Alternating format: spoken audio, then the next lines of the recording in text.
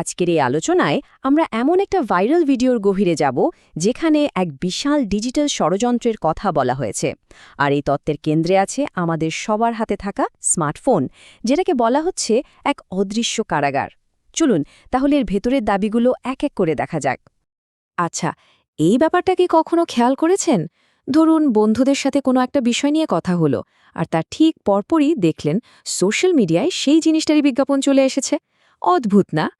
আমরা আজকে যে ভিডিওটা নিয়ে কথা বলছি সেটার শুরুটা কিন্তু হয়েছে ঠিক এরকমই একটা অস্বস্তিকর প্রশ্ন দিয়ে, যা আমাদের একটা বেশ বড় রহস্যের দিকে টেনে নিয়ে যাচ্ছে।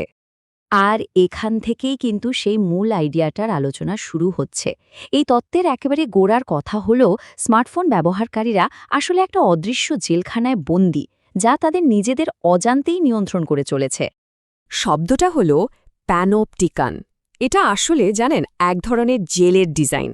ভাবুন তো, এমন একটা জেলখানা যেখানে একজন মাত্র পাহারাদার সব কয়েদিকে দেখতে পাচ্ছে, কিন্তু কয়েদিরা একদমই জানে না তাদের উপর ঠিক কখন নজর রাখা হচ্ছে। বেশ ভয়ঙ্কর, তাই না? তো যে ভিডিওটার কথা বলছি সেটার মূল দাবিটাই হলো আমাদের হাতে থাকা স্মার্টফোনটা ঠিক এভাবেই কাজ করে।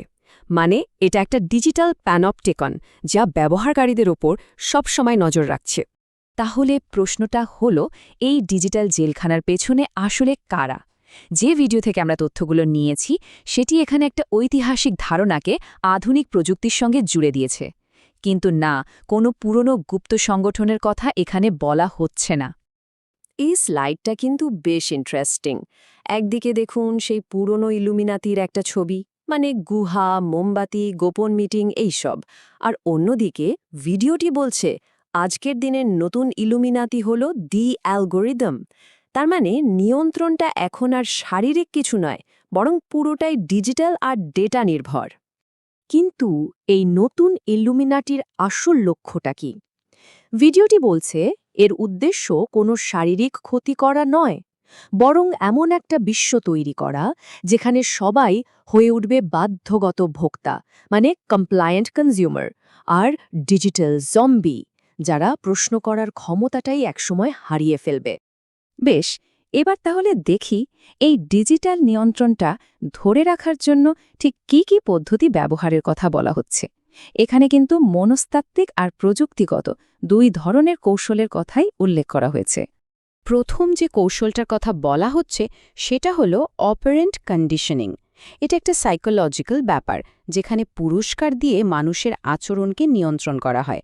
ভিডিওটির দাবি সোশ্যাল মিডিয়ার লাইক বা নোটিফিকেশন ঠিক এই কাজটাই করে। যখনই একটা লাইক আসে মস্তিষ্কে ডোপামিন ছাড়ে, যা থেকে এক ধরনের আসক্তি তৈরি হয়। আর এটাই কিন্তু আমাদের ঘন্টার পর ঘন্টা স্ক্রল করতে বাধ্য করে। এরপরে বিষয়টা হলো প্রেডিক্টিভ বিহেভিয়ারাল অ্যানালাইসিস। এই তত্ত্ব অনুযায়ী সিস্টেমটা শুধু আমাদের বর্তমান ডেটা বিশ্লেষণ করে না, বরং ভবিষ্যতও বলে দিতে পারে। কীরকম?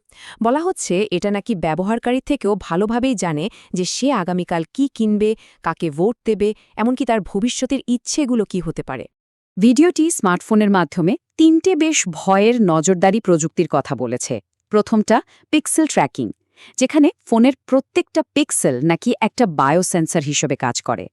দ্বিতীয়ত এআই ইমোশন ম্যাপিং, যা মুখের পেশির সূক্ষ্ম কাঁপুনি বিশ্লেষণ করে আনুগত্য মাপে। আর শেষে আছে ইএমএফ হিট ম্যাপিং, যা শরীরের তাপমাত্রা মেপে ভয় বা উত্তেজনার মতো আবেগ ধরে ফেলতে পারে। এই তত্ত্বটা কিন্তু শুধু ডিজিটাল জগতেই থেমে নেই, এটা আমাদের চারপাশের ভৌত জগৎ, মানে স্থাপত্য আর বিভিন্ন পরিকাঠামোকেও এই কথিত ষড়যন্ত্রের সঙ্গে জুড়ে দিয়েছে, যা ব্যাপারটাকে আরও বড় করে তুলেছে। এখানে একটা বেশ চমকপ্রদ দাবি করা হয়েছে আমাদের ঢাকা সংসদ ভবনকে নিয়ে। বলা হচ্ছে যে এর যে জ্যামিতিক নকশা সেটা নাকি এক ধরনের সিজিল ম্যাজিক, আর এটা নাকি তৈরি করাই হয়েছে মহাজাগতিক শক্তিকে আটকে রাখার জন্য। মানে এই তত্ত্ব অনুযায়ী স্থাপত্য যেন হয়ে উঠছে আধ্যাত্মিক নিয়ন্ত্রণের একটা হাতিয়ার।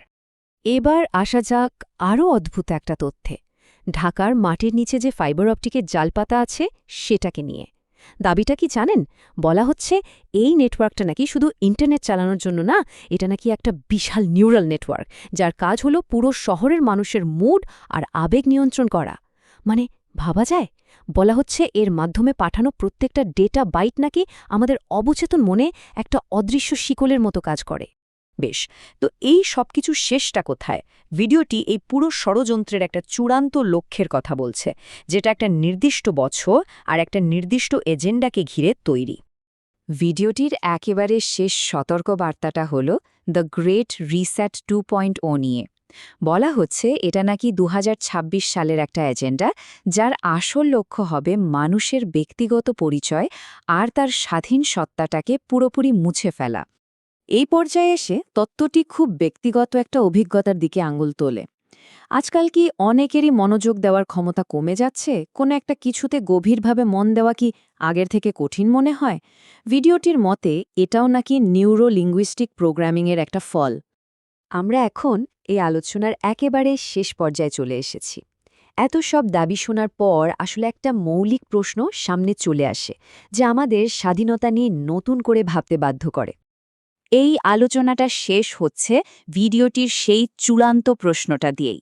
এই ডিজিটাল যুগে নিয়ন্ত্রণের এত সব অদৃশ্য ব্যবস্থার কথা জানার পরেও মানুষ কি সত্যি নিজেকে স্বাধীন বলে মনে করতে পারে? উত্তরটা হয়তো যার যার নিজের কাছেই রয়েছে।